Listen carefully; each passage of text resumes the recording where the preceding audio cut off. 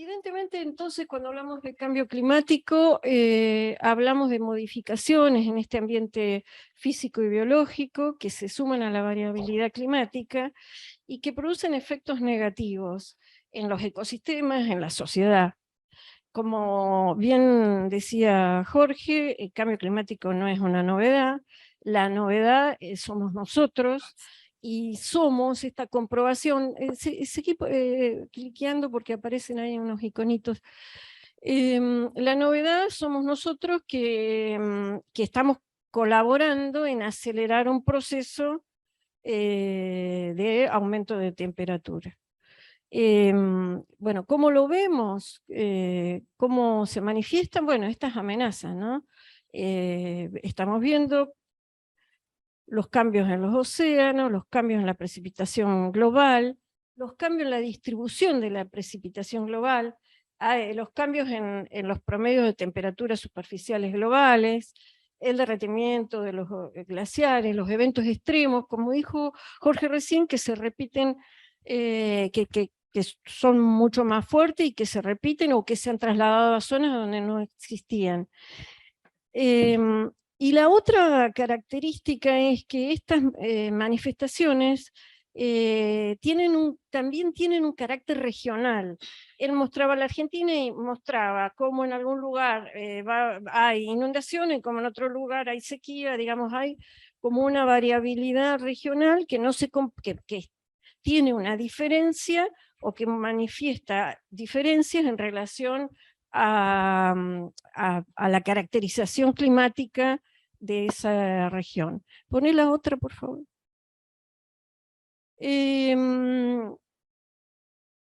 Bueno, nosotros, esta fue una discusión en su momento, creo que es una discusión saldada, más allá de que, como bien decía Jorge, el cambio climático puede tener influencias geológicas, pueden tener influencias según las órbitas, el eje de la Tierra, puede haber cantidades de cuestiones naturales que haga que, como él mostró recién, pasáramos por procesos de glaciación o de calentamiento, digamos, ¿no? Más allá de eso, la atmósfera siempre ha sido un equilibrio entre los gases, y cuando la vida aparece, aparece justamente porque está la atmósfera, o cuando la vida en la superficie terrestre aparece, es cuando se crea la atmósfera, y entonces en este equilibrio que protege de las radiaciones solares, que es un equilibrio que no es que esté siempre igual, pero digamos que es un equilibrio ahí bastante estable, que quienes venimos a alterar ese equilibrio somos nosotros cuando generamos unos gases de efecto invernadero que hace que se quede atrapada esta radiación y esta cúpula que se hace ahí, que esa radiación infrarroja haga que se alteren las temperaturas, que se alteren las corrientes atmosféricas, que se alteren las corrientes oceánicas y todo lo que eso conlleva, digamos, todo lo que eso en realidad conlleva como los efectos sobre los ecosistemas, etc. Una forma de ver esta relación es mirar las concentraciones en la atmósfera solo mirándolo desde las etapas preindustriales. Cuando miramos el CO2, las etapas de la etapa preindustrial, estamos con una concentración de 277 ppm, y nosotros ahora estamos casi en 415 o probablemente un poco más. Entonces, eso no es gratuito. ¿Querés pasar? Eso no es gratuito, y bueno, lo hemos podido ver y hemos podido terminar con una discusión que nos mantuvo ahí entretenidos por algunas décadas. Los científicos empezaron a alertar sobre que algo estaba pasando con el clima a nivel global en la década del 80, finales de la década del 80, 80 y pico. Por supuesto, ahí en adelante se pusieron a poner la lupa en estas cosas.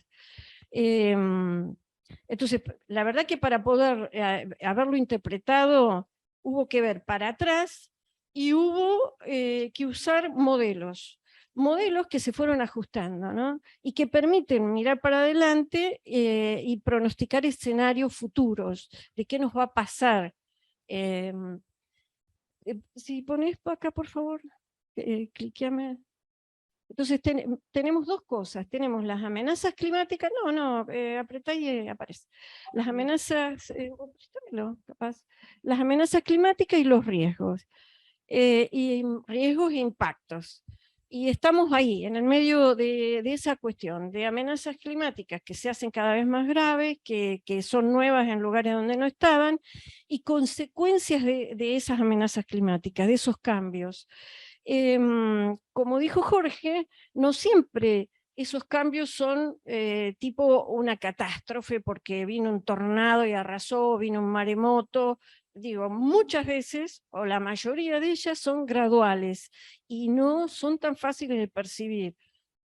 Obviamente se estudian y obviamente hay mucho conocimiento desarrollado en estas últimas décadas al respecto. ¿Querés pasar? Pero digamos, yo quería contar un poquito en relación a los modelos, porque los modelos, la verdad que el desarrollo tecnológico que hemos tenido en estas últimas décadas ha ayudado muchísimo a ajustar el conocimiento respecto de estos temas. Los modelos han cambiado de generación, esas retículas se hacen, estoy hablando de modelos que ya están ahora, están hablando de otros modelos, ya hay otros modelos, pero estos son modelos acoplados, a donde primero se estudiaba se estudiaba el movimiento oceánico y el movimiento atmosférico, pero la verdad que ahora hay muchos más modelos que se acoplan y que permiten ajustar escenarios hacia adelante, digamos.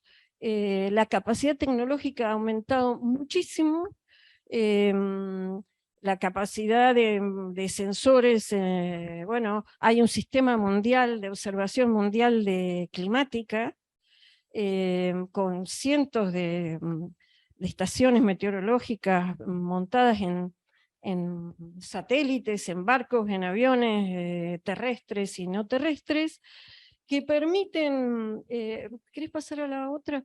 Que permiten tener información más ajustada.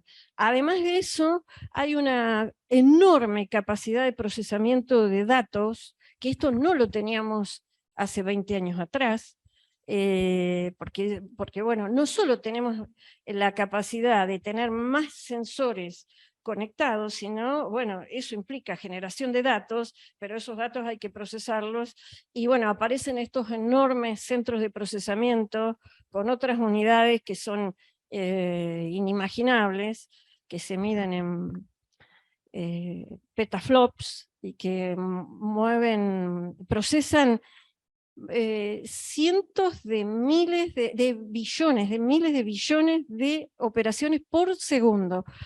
Porque digamos, esta necesidad, estos modelos se ajustan en la medida que tienen cada vez más datos, pero estos datos hay que procesarlos.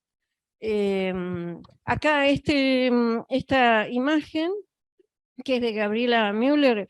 Gabriela ha participado a nivel internacional en el desarrollo y correr estos modelos. Es una investigadora argentina.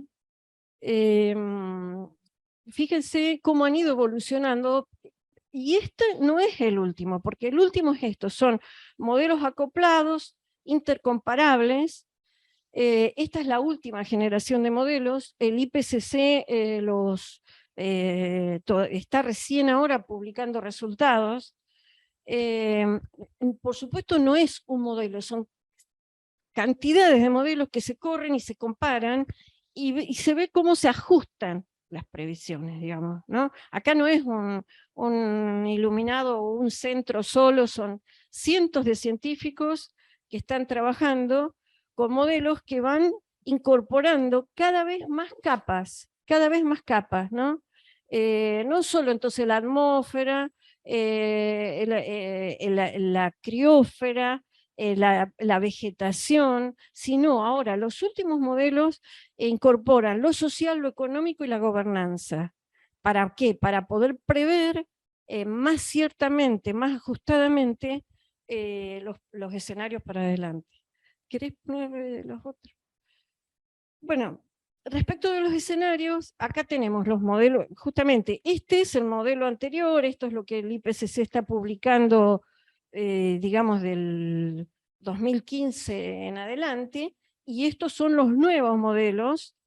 Estos gráficos muestran cómo para diferentes trayectorias de concentración representativa. Esto implica que para diferentes proyecciones de crecimiento en las emisiones de gases de efecto invernadero, se prevé qué temperatura alcanzamos, digamos, ¿no? Entonces, estos escenarios estos son los más favorables, estos son escenarios a donde hay acciones políticas y tecnológicas fuertísimas que hagan que al 2030 estemos en una zona intentando no sobrepasar el grado y medio 2. Estos escenarios son con menos intervenciones. Este es el escenario de si seguimos haciendo lo que estamos haciendo. Si seguimos haciendo lo que estamos haciendo, en el 20, ahí del 2050, han ido extendiendo. Yo veo que el IPCC antes hablaba mucho del 2030 como meta para establecer acciones, y ahora está hablando del 2050, porque obviamente no se logran acuerdos, ¿no? ¿Querés pasar a la otra? Bueno, ahí tienen tienen el link, esto va, perdón, antes de pasar a la otra, estos modelos nuevos tienen incorporada la vía socioeconómica compartida, digamos, esto de las acciones socioecológicas metidas en los modelos de proyecciones para los escenarios futuros. Bueno, esta es otra.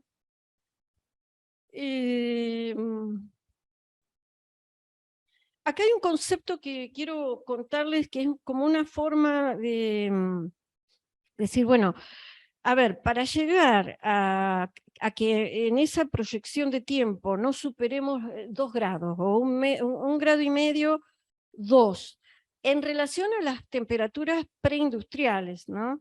Hasta ahora nos estamos acercando al 1, ¿no? Nos estamos casi acercando al 1. ¿Cuánto podemos seguir emitiendo? Este es el concepto. ¿Cuánto nos queda para emitir? Bueno, ese cuánto nos queda se llama presupuesto de carbono. ¿Cuánto nos queda para emitir? Se llama presupuesto de carbono. Nos queda para emitir, para llegar a temperatura menos de 2 grados, 900 gigatoneladas. Para menos de 1,5, 300 gigatoneladas. ¿Cuánto emitimos por año? Bueno, según qué bibliografía mire una, es 40, pero si uno mira las nuevas del IPCC, por año emitimos 50. Entonces, si ustedes dividen lo que nos queda dividido 50, nos damos cuenta que estamos como superando prontamente. Entonces, bueno, acá de nuevo, este gráfico, bueno, estas son las emisiones anuales, estamos hablando de emisiones anuales, y estos son entonces las curvas, los escenarios en función de las acciones. Bueno, acá hay algo que se los voy a contar en el gráfico que tengo más adelante. Pero hay otra cuestión que también nosotros no podemos dejar de perder la noción, y que Mariana ayer hizo también mención al tema, que es la distribución de las emisiones. O sea, estas emisiones que tenemos a nivel, estos 40 o 50 que emitimos anualmente, ¿cómo se distribuyen? ¿No? ¿Cómo se distribuyen? Entonces, ahí tienen Asia, bueno, Europa, Hola, América Paula. Latina, ¿Qué tal? Asia, y Estados Sí. Unidos, no sé. Hola. Bueno, dale, Pero dale. Sí. es interesante mirar esa distribución, porque por supuesto en esa distribución, si querés pasar al otro, en esa distribución uno ve 7 toneladas per cápita prox, esa es una... Si querés pasar al otro. Bueno, pasa porque eso ya la explico. Esta. Es interesante ver nosotros qué tenemos en esa responsabilidad, ¿no? Nosotros tenemos un 0,7 de emisiones a nivel mundial, o sea que nuestra intervención en esas emisiones es mínima. No quiere decir que solo el filtro de las emisiones sea el que defina nuestras acciones, porque ahí se juegan otras cosas, se juegan, por ejemplo, los cambios tecnológicos, ahí atrás de esto que va a ocurrir en forma aceleradísima. Entonces no es que uno podría decir, bueno, como nosotros tenemos el 0,7, nos quedamos tranquilos y nos enfocamos solo en adaptación, vemos, qué sé yo, y no hacemos casi nada y dejamos porque van a ver transformaciones tan fenomenales que evidentemente no nos podemos quedar afuera. Esto pone otro clic.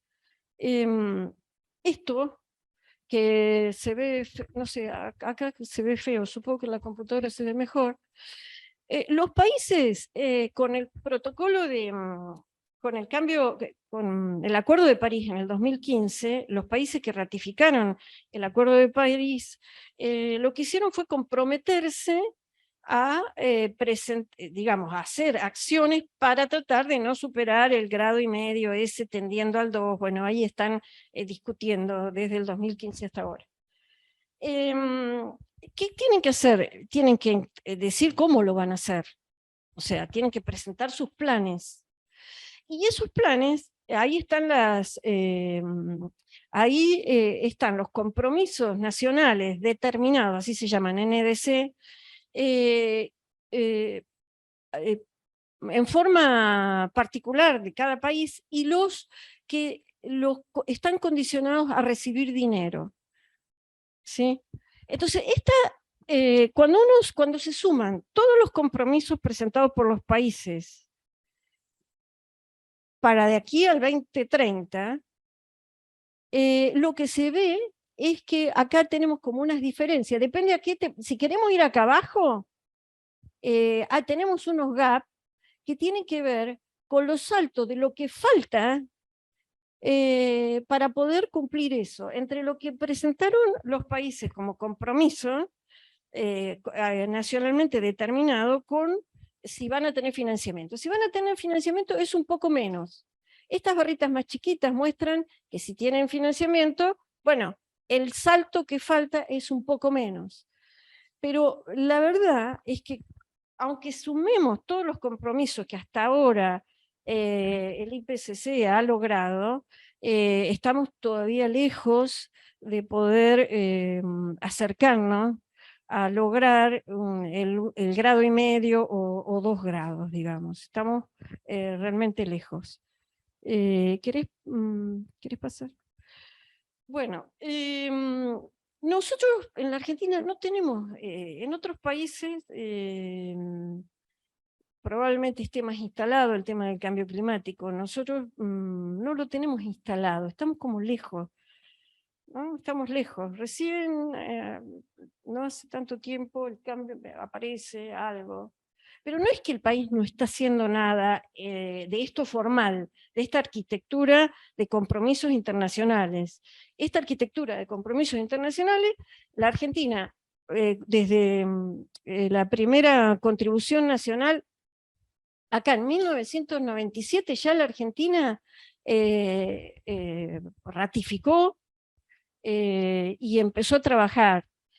De alguna manera empezó a comprometerse, digamos, ahí hubo, fíjense, en esta línea de tiempo, aparecen diferentes instancias donde en la Argentina se han hecho cosas, ¿no? Se han presentado, se ha hecho el Inventario Nacional de Emisiones, por ejemplo, porque la Argentina no tenía un Inventario Nacional de Emisiones, y si no, el Inventario Nacional de Emisiones te permite poder distribuir por sectores quienes tienen más responsabilidad que otros en estas emisiones de las que nos comprometemos a bajar. Bueno, Mariana, vos estuviste mostrando algo ayer. Pero después hubo también compromisos bueno, ¿en qué nos comprometemos? ¿Cuáles son nuestras contribuciones nacionalmente determinadas? Esto también presentó la Argentina, ahí en el 2020. La Argentina en el 2019 tiene una ley, saca una ley nacional, la ley de cambio climático, eso en el 2019. En el 2020 saca un decreto reglamentario, crea un Gabinete Nacional de Cambio Climático, hay mucha actividad tratando de convocar organismos, instituciones, sectores, para tratar de definir estos planes sectoriales que lo que van a generar son estos compromisos, la definición de estos compromisos. El primer compromiso que la Argentina, los planes presentados, son como, digamos, no tienen demasiado detalle. Están presentados por sector, qué sé yo, a ver, por decirles algo, son más como expresión de metas a lograr que definiciones exactas de qué. ¿Ah? En transporte sí, por ejemplo, dice Ferrocarriles Belgrano, dice el paso de Buenos Aires, ¿cómo se llama? Sí, no, todo en el Bajo de Buenos Aires, todo eso, esa obra está puesta como un compromiso, el Paseo del Bajo. Pero en otras cuestiones, bueno, energía, bueno, se incorporará la energía, ¿no? Como expresiones de deseo, pero digamos, los planes requieren las definiciones como más, bueno, ¿cuándo, cuánto, con qué? Digamos, ¿no? Esto es un plan. En ese sentido, en estos, yo diría, últimos 2, 3 años, se ha tratado de trabajar para ajustar ese plan que se va a presentar este año, el nuevo plan. Pero bueno, ¿qué es la otra cosa interesante de decir? Somos un país federal, y entonces todo este esfuerzo que se hace de nivel nacional, hay una dirección de cambio climático a nivel nacional, está este Gabinete Nacional de Cambio Climático que intenta hacer un espacio de convocatoria transversal a todos los ministerios, a todos los sectores, a todas las instituciones. Intenta hacerlo porque necesariamente se requiere esta articulación. Estos primeros documentos que se presentaron, se decidieron a nivel nacional, pero después, en realidad, como buena provincia federal que somos, cada provincia, ustedes saben, es dueña de sus recursos y decide sobre sus recursos, ¿sí? Entonces, lo que hay que lograr es que las provincias sean las que generen sus propios planes, sus propios, primero, que sepan a dónde están paradas, que hagan sus propios inventarios, y entonces sus planes de mitigación y sus planes de adaptación, y que esto sea compatible con lo nacional. Imagínense el esfuerzo del que les estoy hablando, ¿no? En paralelo, la otra, bueno, la ley es una ley muy interesante. La verdad que es una ley muy interesante, la 27520, es una ley, no es que inventamos nada, porque en realidad como se está trabajando mucho a nivel internacional con estos temas desde hace bastante tiempo, se ha ido aprendiendo, y sobre lo aprendido, los errores, se va corrigiendo. Son planes, la ley establece criterios de la importancia de la gobernanza de estos procesos, de la importancia de la participación, de la importancia de la incorporación del género en estos procesos, de la importancia de avanzar sobre, bueno, yo voy a decir un poquito más, pero más adelante, pero quiero decir, es una buena ley, es una buena base de una ley, el asunto y el decreto intenta ayudar a armar eso, el decreto avanza sobre la convocatoria del Gabinete Nacional de Cambio Climático, es interesante, lo que no quiere decir que no sea, que sea fácil. Acá quiero decirles, nuestros compromisos como país, nosotros nos comprometimos, en el 2015 nos comprometimos a que íbamos a llegar al 2030 con el 364 giga, no, sí, se me chispoteó millones de toneladas. Pero ahora, bueno, en el 2020 le apostamos un poco más y bajamos, y ahora el presidente el año pasado baja más todavía, en una cumbre de líderes, dice que la Argentina va a ir al 3,49 para el 2030. Bueno, nuestras emisiones están ahí un poquito menos, que eso, no sé si las debo tener anotadas, ¿vos te las acordás? Las tengo anotadas en la otra, me parece, pero es un poquito menos, es 300 y un poco. Para llegar a 3,49 debiéramos estar quietitos. Capaz que vamos a lograr, solo con quedarnos quietitos, pero bueno, hay que ver. ¿Querés pasar? Acá estoy. Acá está, Argentina 3,66. En el último, en el 2018, o sea, estamos ahí. Estamos exactamente ahí. Nuestra distribución, ayer Mariana habló de esto, es interesante. Esto le pasa a los países y le pasa a las ciudades. Cuando uno mira la distribución de las emisiones, lo que tiene es un perfil del país o un perfil de la ciudad. En este caso, nosotros somos un país fuertemente no industrial, y somos fuertemente explotación de ganadería y agropecuario. Entonces, eso se ve en las emisiones con el peso que tiene todo lo que tiene que ver con esa actividad. La actividad industrial tiene mucho menos, y por supuesto con nuestra matriz fuertemente fósil, ¿no? Nosotros tenemos una matriz fuertemente fósil, eso queda reflejado absolutamente en esta distribución sectorial. En ese cuadro de arriba hay como un desagregado más interesante de qué le pertenece a cada sector. Pero bueno, seguí un poquito más. Bueno, esta pasala la mostró recién, pone otra vez, la mostró recién Jorge, en relación a qué nos pasa a nosotros con el cambio climático, digamos, a ver, cuáles son las consecuencias. Entonces, tenemos un tema de que tenemos un tipo de distribución de emisiones, ¿no? Que nos representa como país, que no somos muy industriales, que tenemos una matriz fuertemente atada a lo fósil, y que tenemos mucho impacto, o es muy importante el impacto por cambio de uso de suelo, que esto se debe a la actividad agropecuaria, a los temas de deforestación, ¿no? El avance de la frontera agrícola, básicamente los desmontes, tala de bosques, todo eso se refleja en esa distribución de las emisiones. Ahora bien, no me voy a meter con la mitigación, aunque después pongo un grafiquito de cómo se relaciona la mitigación con la adaptación. Pero bueno, ¿qué decimos cuando estamos pensando en adaptación? Bueno, el cambio climático produce efectos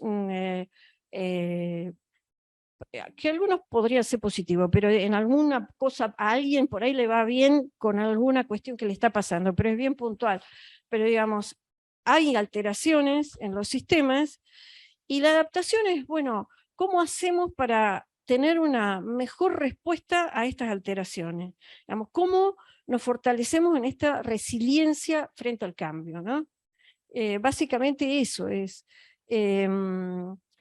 está destinada a reducir los riesgos y a bajar los efectos, los efectos negativos, no solo en lo que tenga que ver con lo social, sino también con los ambientes. Si querés poner otro.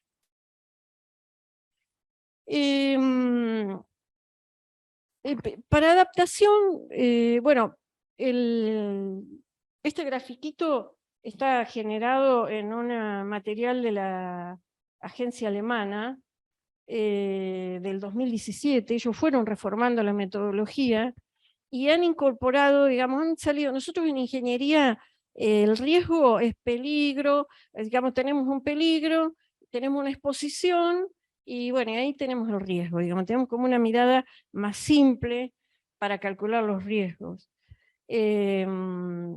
Ellos han metido, esto fue tomado también posteriormente por el IPCC, pero ellos han tomado mucho aspectos de vulnerabilidad relacionados con la capacidad de adaptación y con la sensibilidad. Ahí yo puse algunas definiciones, pero digamos, la sensibilidad son aquellas características del sistema que no tienen que ver con lo climático, son previas. ¿Y de qué sistemas podemos hablar? Bueno, podemos hablar de un sistema social o de un sistema biológico o de un ambiente, digamos, es un aspecto, un factor previo que hace que, según cómo sea esa sensibilidad, después la vulnerabilidad es mayor o menor.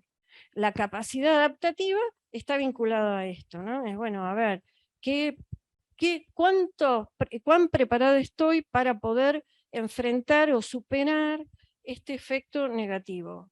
Qué sé yo, una comunidad que tenga más diversidad en su actividad productiva, seguramente va a tener una capacidad adaptativa más fuerte que aquella comunidad que a lo mejor depende de una sola actividad productiva que esté afectada por una amenaza climática determinada, digamos, ¿no? Digamos, si somos un país, vamos a ponerle al país, somos un país netamente sojero, si nuestra economía se enfoca en la soja, y si tenemos un problema climático que afecta a la producción de soja, pues bueno, vamos a tener menos capacidad adaptativa que si somos un país que tiene diversidad productiva. Y la vulnerabilidad está vinculada a eso. ¿Por qué es importante esto para la adaptación?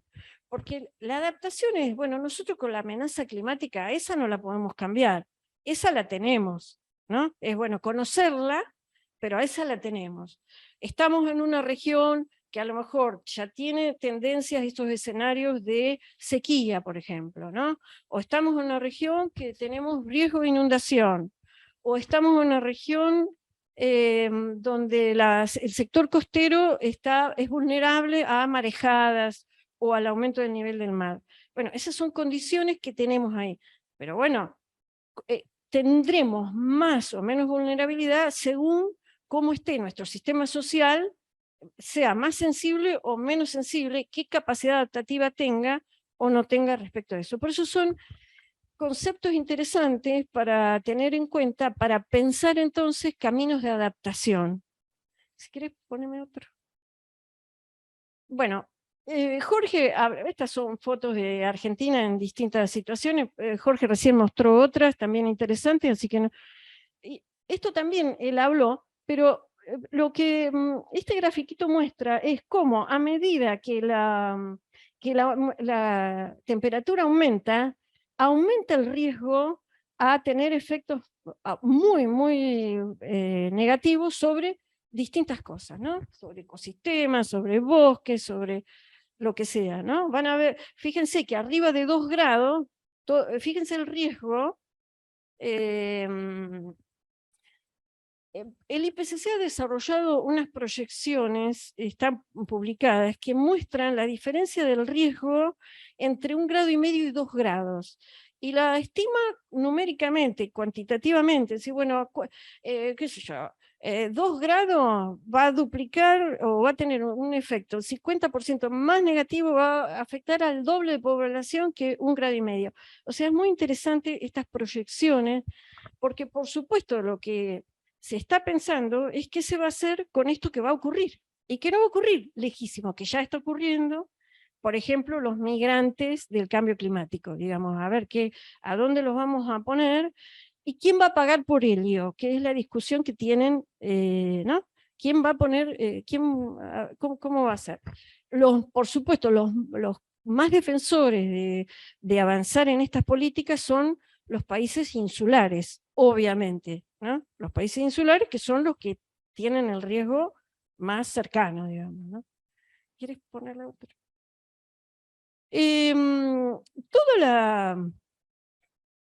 Esos son dos gráficos de riesgo. La verdad que el tema de riesgo hay que metérselo en la cabeza como dimensión, especialmente nosotros los ingenieros, digamos, en ingeniería. Y esto no es una poesía, esto es pensar nuestras estructuras, por ejemplo, portuarias, de otra manera. Pensar nuestra infraestructura de viviendas de otra manera, pensar nuestros medios de comunicación de otra manera, pensar nuestros sistemas de respuesta a la emergencia de otra manera, gestionar la información y los datos de otra manera. O sea, todo esto no es poesía, todo esto tiene efectos concretísimos. ¿Qué pasa? En cosas que nos atañen a todos, digamos, ¿no? Absolutamente a todos. Acá puse solo a modo de ejemplo, adaptación, mitigación, y hay cosas que tocan las dos cuestiones, ¿no? Por supuesto, en mitigación uno barrería eficiencia energética, envolvente térmico de vivienda, eficiencia energética en los sistemas productivos, por ejemplo. Bueno, obviamente la incorporación de energías renovables, sistema de transporte sostenible, pensando cosas de la Argentina, digamos. Fíjense que tenemos un sistema de transporte basado en camiones. Estamos pero lejísimos de ser un sistema sostenible de transporte por varias cuestiones, por cuestiones económicas, por cuestiones de carbono, pero también por cuestiones de eficiencia en ese traslado de carga. El tema de residuos, bueno, ahí en mitigación vemos, el sector residuo es digamos, por lo menos un sector donde se puede trabajar, pero el sector de residuos, digamos, está vinculado a dos cosas, o a generación de energía, o a pensar y empezar fuertemente en una economía circular. Digo, de nuevo, la economía circular no es poesía, pero requiere cambio. En la Argentina, cuando hablamos de economía circular, nos vamos a decir, bueno, hay que gestionar mejor los residuos, hay que separar. Bueno, sí, pero la verdad que la economía circular es otra cosa, es pensar desde el primer momento que estoy pensando en actividad productiva, que estoy usando materiales, que estoy usando energía, que estoy produciendo un producto, que estoy diciendo cuánto va a durar o cuánto no va a durar, o qué voy a hacer con él después, o qué sé yo, es pensar en el análisis del ciclo de vida completo de ese producto y hacerse cargo de eso que estoy produciendo. O sea, es como cambiar el negocio, porque en realidad los que trabajan en economía circular lo que dicen es que tiene que también pensar el negocio de otra manera, digamos. Los tiempos de recuperación de la inversión o lo que sea, pero hay que pensarlo de otra manera. Fíjense, voy a contar un paréntesis, una anécdota. Esto de hacer cosas interesantes fuera de tiempo. ¿Sí? Cuando Mariana era becaria, capaz que Mariana se acuerde, y Horacio capaz que se acuerde también, se nos había ocurrido que nosotros íbamos a unir a los que generaban residuos con los que necesitaban Exactamente, armamos un banco de residuos peligrosos. Carlos, sí, Carlos fue el de la idea y ahí trabajamos en eso y intentábamos hacer un registro nacional y juntar uno con el otro. Y la verdad que era dificilísimo, porque primer cosa, no teníamos el sistema de información que existe ahora. Primer cosa, pero la verdad que en la cabeza lo que teníamos era eso, era cómo esto no tiene que ir a parar a la basura porque puede ser materia prima o materia o insumo o lo que sea para otro proceso productivo. Bueno, eso que por supuesto intentamos hace 20 años, no más de 20 años, no me hagan decir cuánto, no me hagan decir cuánto porque es mucho. Eh, bueno, la verdad que ahora es totalmente posible. Y bueno, una anécdota. En adaptación, un poco enganchándome un poco lo que hablaba Jorge hace un ratito.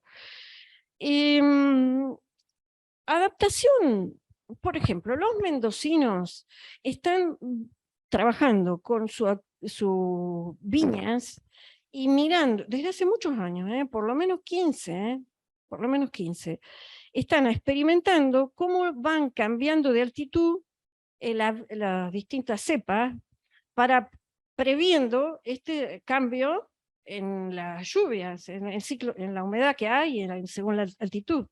Bueno, eso es adaptarse. Eso es adaptarse.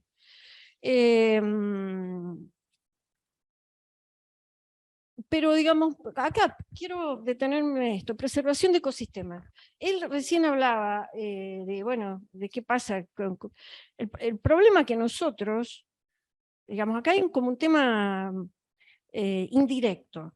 Nosotros destruimos los ecosistemas y si destruimos o bajamos la capacidad de resiliencia a los ecosistemas le pones el cambio climático y tienen menor posibilidad de recuperarse.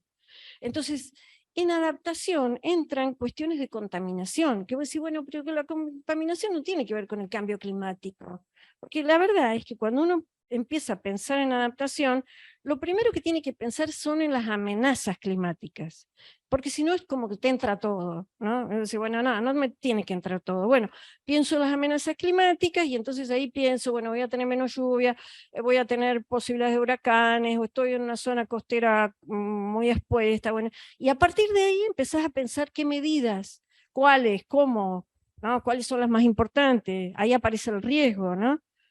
Pero más allá de eso, aparece también las situaciones de contaminación o degradación de los ecosistemas. ¿Por qué?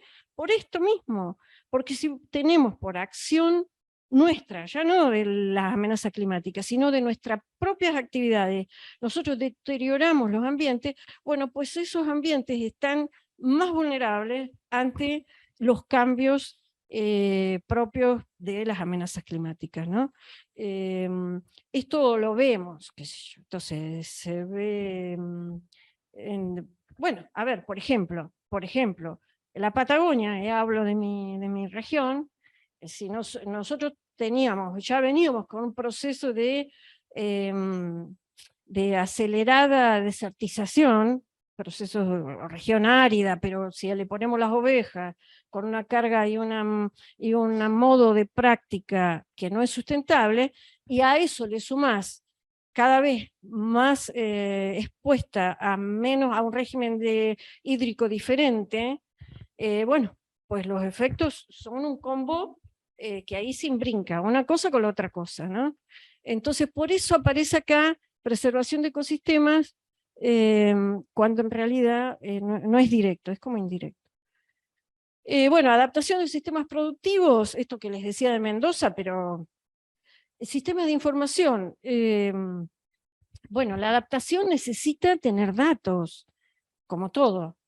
Digamos, yo les decía ahí del observatorio meteorológico global y de todas esas capacidades de sensores y de todas esas capacidades.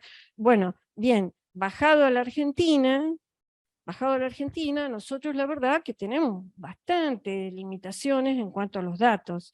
Entonces, los modelos también, acá hay otra cuestión. Los modelos estos globales nos dan una información, pero bajado, por ejemplo, si yo les estoy diciendo que las provincias tienen que tomar decisiones para hacer sus propios planes, para que la Argentina pueda ajustar lo que va a hacer, necesita información en otro tipo de escala. Y en esas escalas, ahí tenemos problemas. Por ejemplo, las cuencas hídricas, por decir un tema, las cuencas hídricas tenemos sistematizadas algunas pocas cuencas hídricas. La mayoría de las otras información que tenemos bastante limitado, digamos. Entonces ahí no tenemos problemas tecnológicos, porque la verdad la tecnología existe, tiene una capacidad infernal de sensores y de transmisión y de procesamiento, los modelos existen, pero falta las decisiones de poder poner, de enfocar la importancia del tema, digamos, más que de poder poner en agenda estos temas, ¿no? Reubicación, bueno, qué sé yo, bueno, depende de qué estemos pensando, pero seguramente tendremos cuestiones de necesidad de reubicación, ¿no? Depende. A ver, estas cosas hay que ponerlas en un contexto espacial. Entonces, bueno, ¿qué estoy haciendo? Estoy pensando un plan de adaptación de una ciudad, estoy pensando un plan de adaptación de una provincia, estoy pensando un plan de adaptación de un país. En función de eso son las estrategias, ¿no? Las estrategias de mitigación, las de adaptación y las que, bueno, las que se combinan. ¿Querés poner otra? Ya estoy llevando. Bueno, viabilidad. Eso está feo el grafiquito, pero en realidad ese grafiquito dimensión y viabilidad de las acciones. Cuando hablamos de estas cosas, siempre nos chocamos a, bueno, ¿qué es posible hacer? ¿Y cuáles son los nudos por los que no podemos hacer? Yo hablo de lo que yo he visto, de mi experiencia, nada más que de eso. Los nudos no son por falta de conocimiento, no son por falta de tecnología. La principal cuestión está en la gobernanza, digamos, de los procesos. En la gobernanza de los procesos. No le pasa solo a la Argentina, digamos, tampoco, porque a veces caemos en creer que somos nosotros los que peor estamos, los que... No. Y por supuesto hay una dimensión cultural, sociocultural fuertísima. Hablábamos recién de cómo hacemos con nuestros recursos naturales, qué modalidades tenemos, qué sé yo. En realidad estamos atravesados, especialmente nuestros países, todos los países latinoamericanos, por un acercamiento a nuestros recursos, a todos ellos, absolutamente extractivista, es una lógica extractivista. Saco, hasta que no tengo más. Después busco otro lugar. Saco. Y la Argentina, mucho más, porque la Argentina, nosotros, la concepción nuestra es como que teníamos la llanura más enorme del mundo, la plataforma submarina, ¿no? La plataforma argentina la más grande, o por lo menos enorme. Entonces nosotros no somos como un país, como los chilenos, por ejemplo. Los chilenos tienen conciencia absoluta de que son una franja chiquitita y tienen como una relación con su entorno de mayor conciencia de finitud. Nosotros esa no la tenemos. Yo creo que recién ahora estamos como mejorando en ese sentido de, bueno, a ver, podemos destruir la llanura pampeana, porque aunque sea la más grande o una de las más grandes, digamos, tenemos... pero ahí tenemos, me parece, una historia. Entonces, la viabilidad de las acciones son importantes, porque si no, escribimos siempre cosas teóricas. En la experiencia, nuevamente, yo les contaba de todo este proceso nacional, que por otra parte, por ejemplo, nos han invitado a las universidades, sigue abierto, bueno, a vos también, abierto como para hacer propuestas, uno puede escribir, puede meterse. La verdad es que como que es difícil, porque no hay tiempo, no sé, por una cantidad de cosas, pero la otra cosa que creo que es la deuda pendiente que tenemos, es que seguimos hablándonos entre nosotros. O sea, cuando uno ve enormes reuniones a nivel regional o a nivel nacional de estos temas, siempre nos hablamos entre nosotros. Es difícil esta cosa de que este discurso no que este discurso, que estos problemas los pensemos con otros que toman en definitiva las decisiones, o con otros sectores, o qué sé yo. Bueno, es un proceso gradual. Yo creo que ya estoy, ¿no? Ah, bien. Esta y ya termino. Es un proceso gradual. Una cosa interesante que no les comenté, pero quiero ahí hacer alguna liñita, es, la ley lo tiene, pero lo tienen todo a nivel internacional, digamos, se enfoca esto, la importancia de la adaptación basada en ecosistemas, por ejemplo. Para nosotros los ingenieros es un aprendizaje esto. Esto es un aprendizaje, porque nosotros, esta cosa de que con más ingeniería, más ciencia, más conocimiento, todo lo dominamos, todo creemos que ¿no? Que siempre vamos a poder controlar todo, en realidad ha evolucionado mucho este enfoque, que es el enfoque, bueno, la verdad es que si lo puede hacer la naturaleza, mejor que lo haga la naturaleza y no nosotros, porque si nosotros hacemos, la entropía aumenta siempre, ¿no? Y siempre arreglamos una y por el otro lado hacemos alguna otra cosa, y por el no, y arreglamos acá y se nos complica por el otro lado.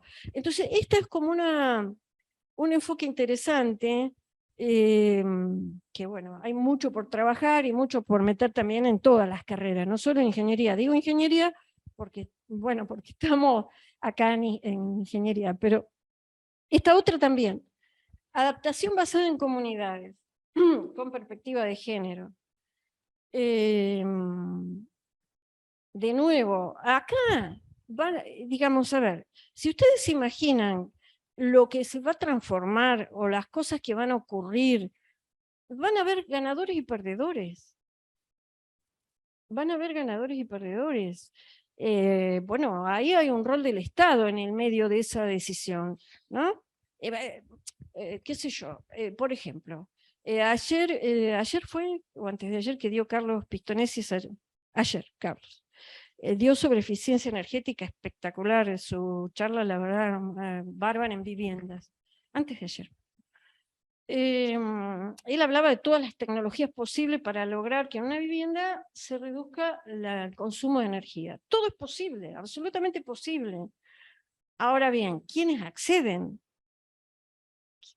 ¿Quiénes acceden? ¿Qué impacto? ¿No? Digamos, ahí tenemos o tomar decisiones de tipo de qué cosas se pueden hacer o qué cosas no se pueden hacer. Bueno, a ver, cambios tecnológicos que produzcan que las tecnologías se vuelvan obsoletas, y que entonces tecnologías obsoletas que queda gente boyando, ¿no? Mano de obra, digamos, son procesos realmente complejísimos los que se vienen. Por eso es que se requiere transparencia. Poné la otra. No, otra más. Y con esta ya termino.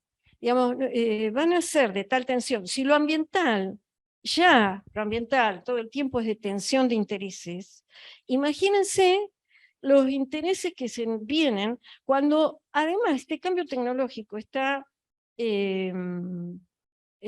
imbrincado con una revolución tecnológica de estas tecnologías I 4.0, estas de las comunicaciones, de la inteligencia artificial, de los sensores, de la realidad aumentada, toda esta nueva tecnología que es maravillosa en un punto porque genera una ventana de oportunidad para resolver muchas cosas. Por ejemplo, la economía circular con estas tecnologías no hay racionalmente ningún obstáculo para que ocurra. O los sensores, bueno, esto, por ejemplo, los avances que hemos tenido en el conocimiento climático y de los escenarios, es justamente a partir de esta tecnología. Ajá, muy bien. Pero si estas tecnologías están en manos de una valoración y de un enfoque que sigue siendo extractivista, lo único que va a hacer es acelerar la destrucción. Entonces yo creo que estamos ante ese umbral.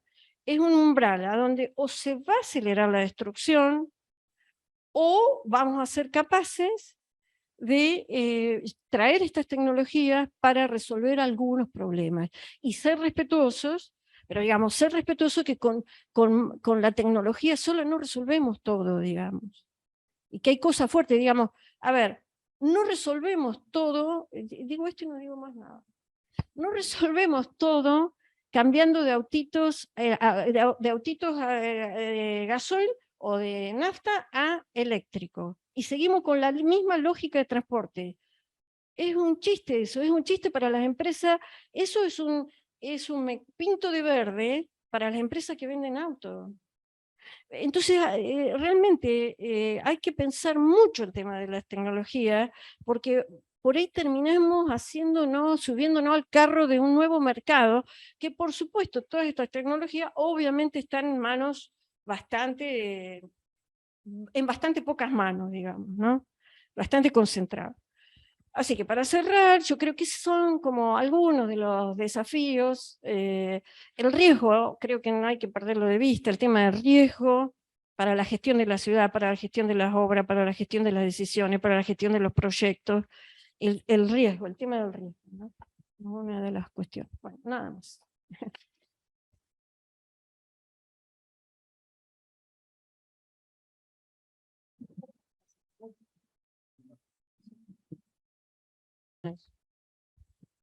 A mí me parece que Aloma dijo una cosa que es central en esto, que digamos en el planteo global no hay saltos al vacío. Porque nuestra primera pregunta sería, ¿seguimos sosteniendo este modelo cultural o buscamos otro? Ahora, buscar otro significa sacar todo lo que tenemos y empezar otra vez. Eso nadie lo pone en cuenta y creo que está bien.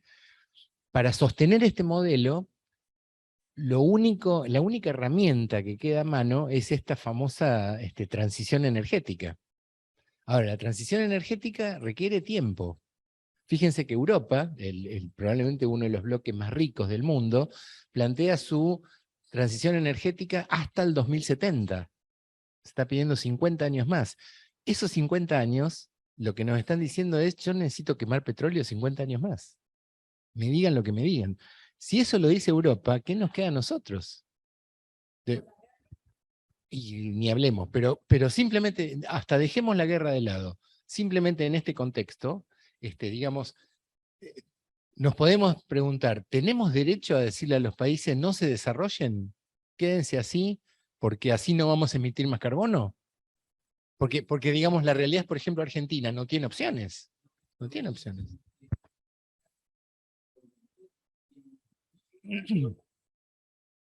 Es claro lo que vos decís y está bueno. ¿Sabés cuál es el problema? ¿Qué se diría en la cancha? El problema es que el que comete la infracción y el tribunal de penas es el mismo. Claro.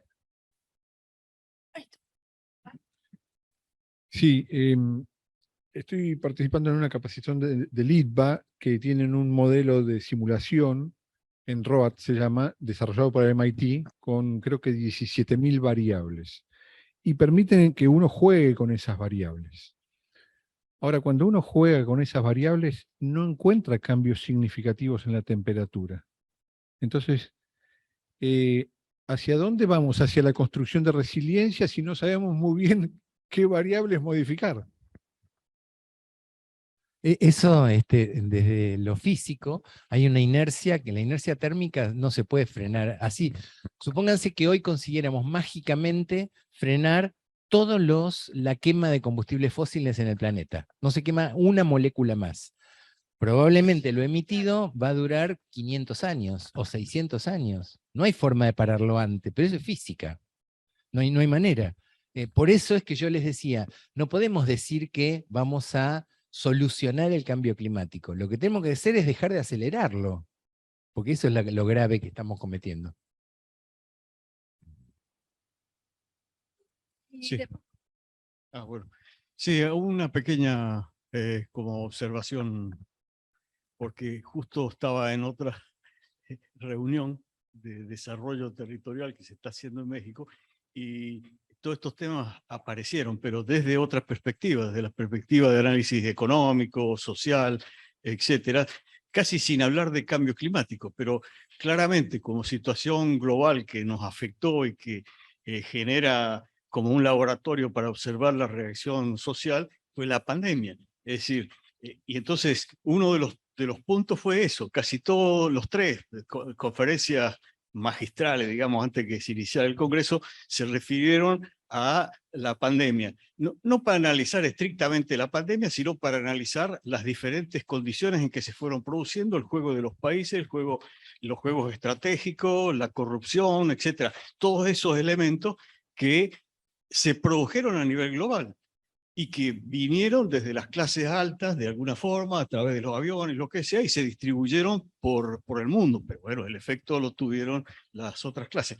Lo digo sin analizar el problema de la pandemia, que es bien complejo y bien interesante, aún en ese aspecto. Sin meterse más, ahí tenemos un impacto concreto, rápido, donde podemos analizar las mismas cosas que pasan en relación al cambio climático con su efecto global. Otra cosa es lo que dijo uno de los ponentes al final, que es Clelio Capolina, que ha sido ministro de Energía, bueno, ha tenido cargos altos en el gobierno de Lula, si no recuerdo mal, en Brasil. Bueno, se refirió a la Amazonia siempre hacia el final, ¿no? Después de hablar de muchas cosas y dar muchos datos que yo no recuerdo. Bueno, si quieren que conservemos esto hay que pagar. Empiezo por ahí. Entonces, si se quiere pagar hay que cobrar por otro lado. Para unirme con lo que dice Horacio.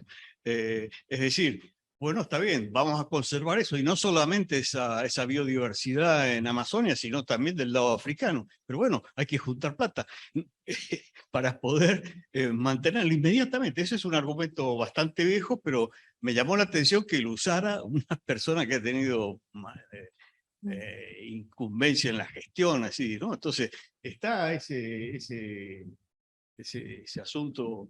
Y lo otro es que seguimos viviendo en un sistema capitalista, ¿no? Hay una racionalidad atrás de todo esto que hace que no podamos funcionar de otra manera. Y cualquier solución tiene que considerar esa cuestión cultural en la cual estamos inmersos. Y no es solo una lucha ideológica o una lucha de otro tipo que va a cambiar. Está metido dentro de la cultura que vivimos, ¿no? Entonces esa cuestión de las rentabilidades y incluir esos factores es muy importante. No, quería decir solamente eso para hacer... Gracias, Roberto. En el Acuerdo de París comprometieron a Enrique. Se comprometieron a poner plata, a armar un fondo de clima, y ese fondo del clima lo han puesto los países centrales, porque justamente como está en juego el cambio, la preservación, pero también el cambio tecnológico, dice, bueno, los responsables de las mayores emisiones tienen que ponerle dinero, financiar ese fondo. La verdad es que todavía no han puesto lo que prometieron poner. Enrique.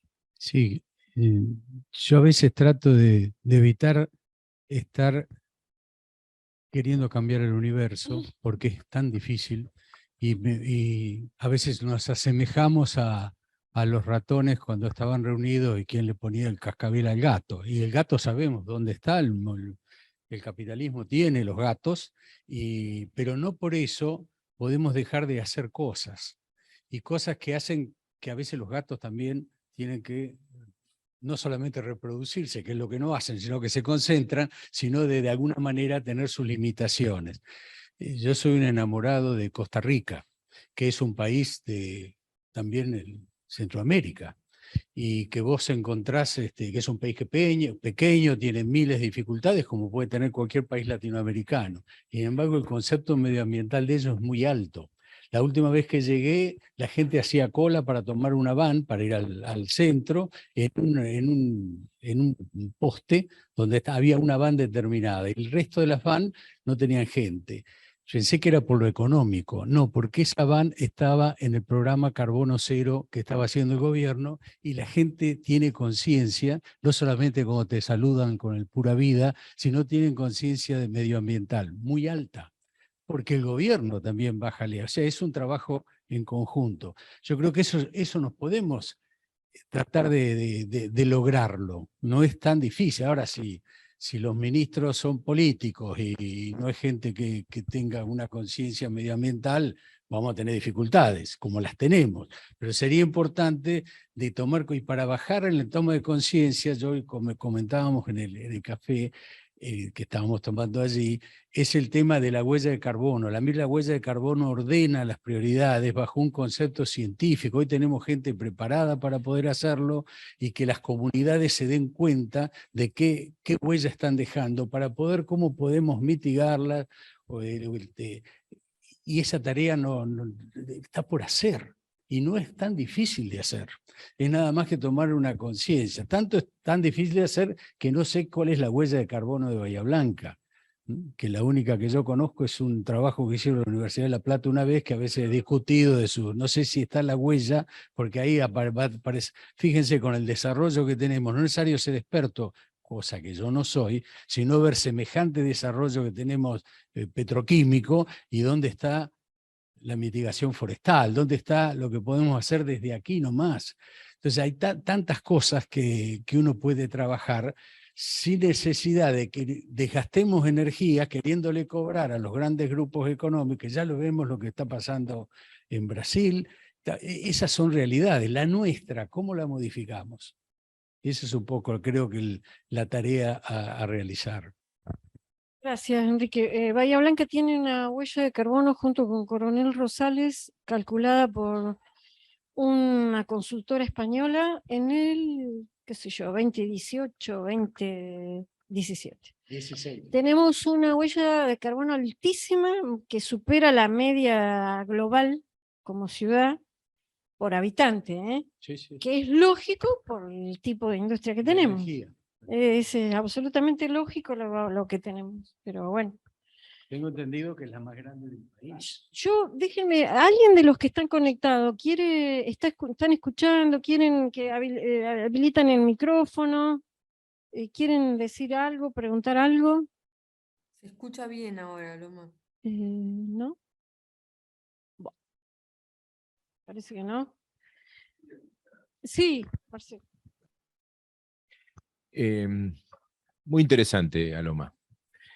Un poco alineado con todo lo que han dicho, yo pienso en nuestro país, digamos, el impacto del consumo energético es uno de los temas más importantes en todo este asunto, ¿no? Nuestro país en el año 2016 arrancó una política energética, diría yo, con un fuerte desarrollo hacia las renovables, con una política determinada a partir de una ley que tuvo consenso absoluto en las dos cámaras, viste, la 27191, que originó ese incremento, o ese objetivo de incremento paulatino entre un 8 y un 20% hacia el 2025, ¿no? Pues bien, llegó el año 2020 y esta política o esta estrategia energética se cayó totalmente, producto ya no de la pandemia, sino de la crisis económica, y bueno, los objetivos cambiaron totalmente y hoy es impensado que podamos llegar a ese objetivo del año 2025 que estaba alineado con el protocolo de París y todo lo demás, ¿no es cierto? Y era por lo menos un aporte. Fíjense que hasta el 2015 teníamos una participación inferior al 2% de toda la matriz energética nacional de renovables, sin contar los grandes emprendimientos hidroeléctricos, ¿no? Y hoy apenas llegamos, diría yo, a un 12%, cuando faltan apenas 2 años para llegar al 2025. Y no tenemos el otro problema grave, que no tenemos capacidad de transporte para esa energía, suponiendo que hubiera proyectos renovables, ¿no? Entonces digo, como conclusión general, a partir de este ejemplo, todo esto está muy subordinado a las cuestiones macroeconómicas, a las cuestiones del capitalismo, como mencionaron. No digo que sea utópico, ¿no? Pero bueno, la verdad es que la política y la estrategia macroeconómica, si no está alineada con estos objetivos, no le veo mucho futuro, ¿no? No sé, uno por supuesto que comulga absolutamente con todos estos conceptos, pero los años pasan.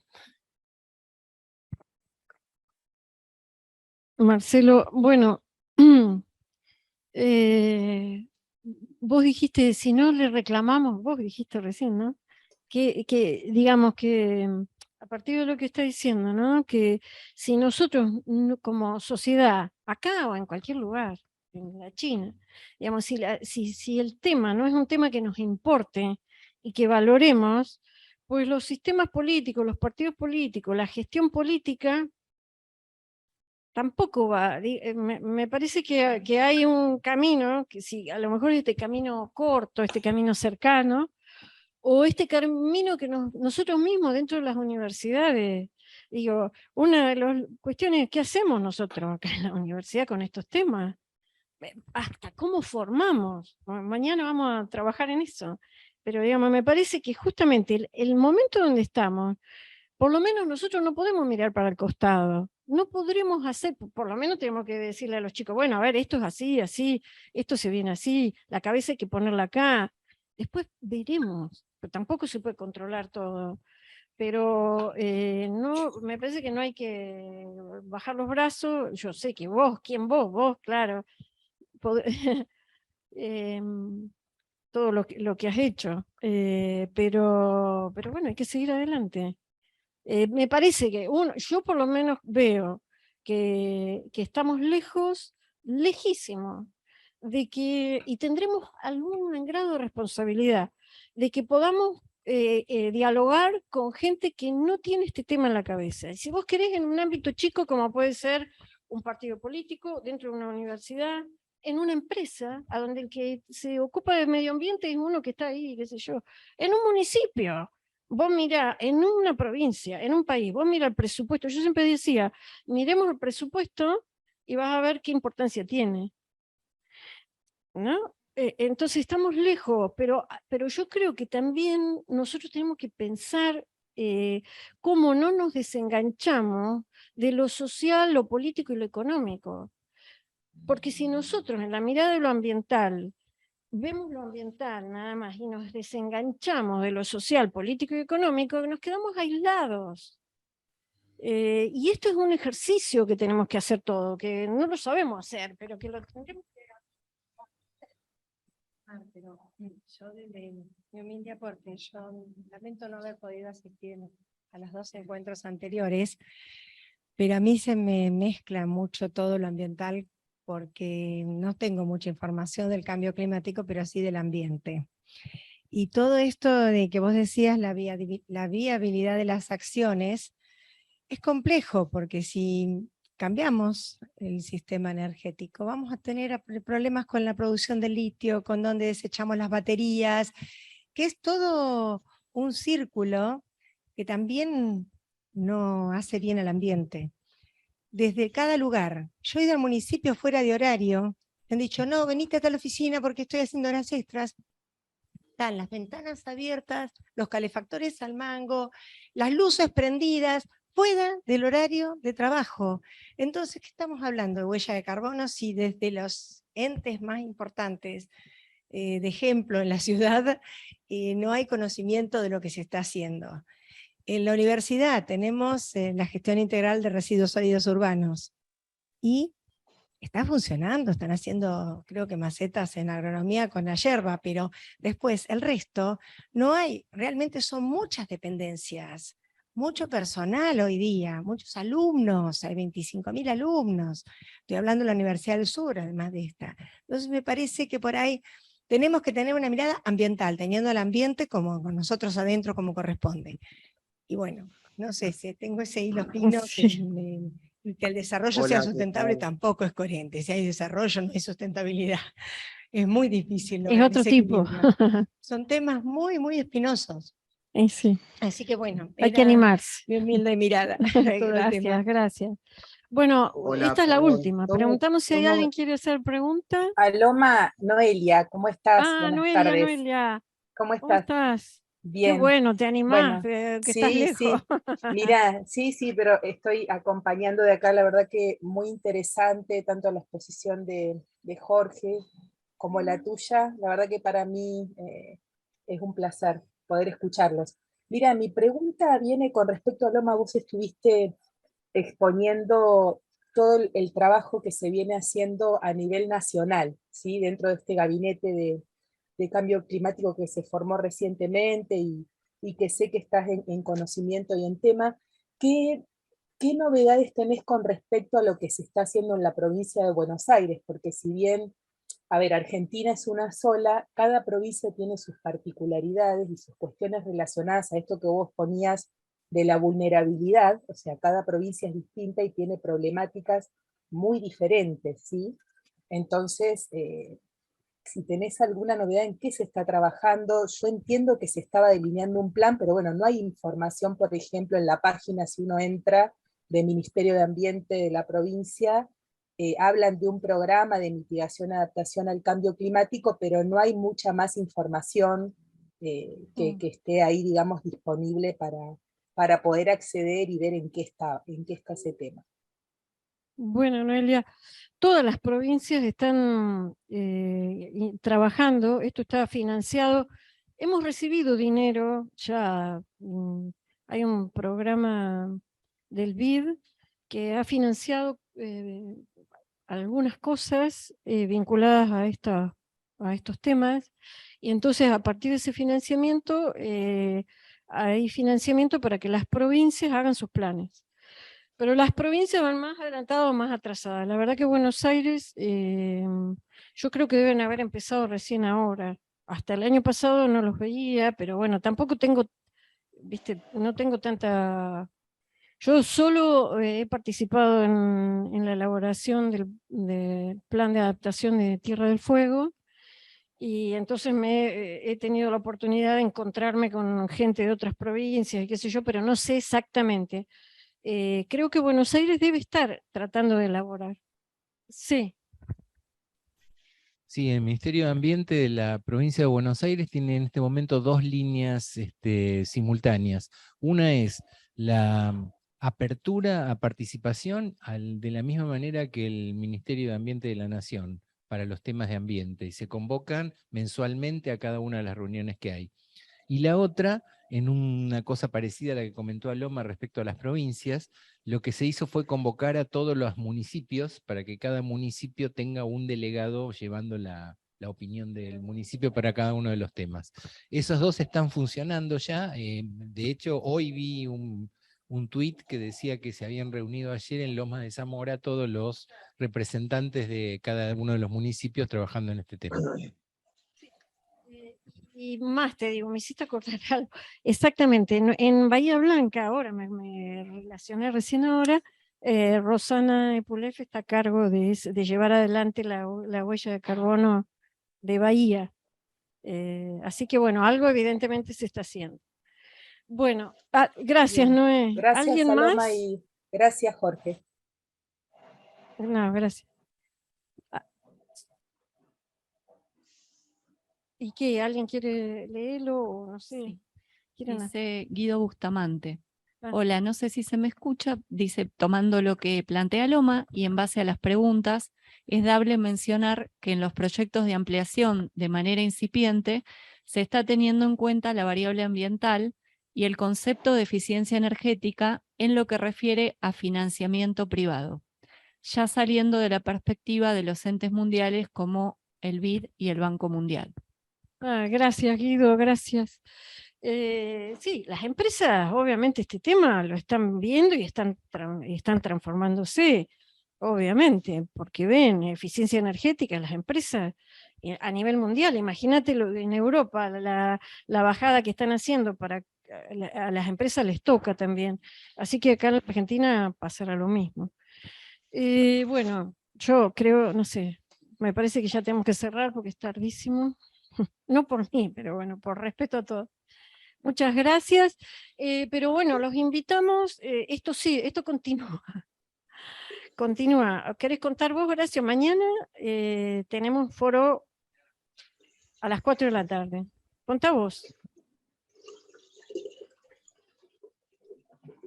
Sí, mañana continuamos de 4 a 6 o a 7, no sé cuándo es, con varias presentaciones. En realidad es un conversatorio donde hay distintas presentaciones, creo que son 4, sí, de 10 o 15 minutos, vinculadas con temas en la universidad, básicamente, en la ciencia, en las cuestiones de investigación.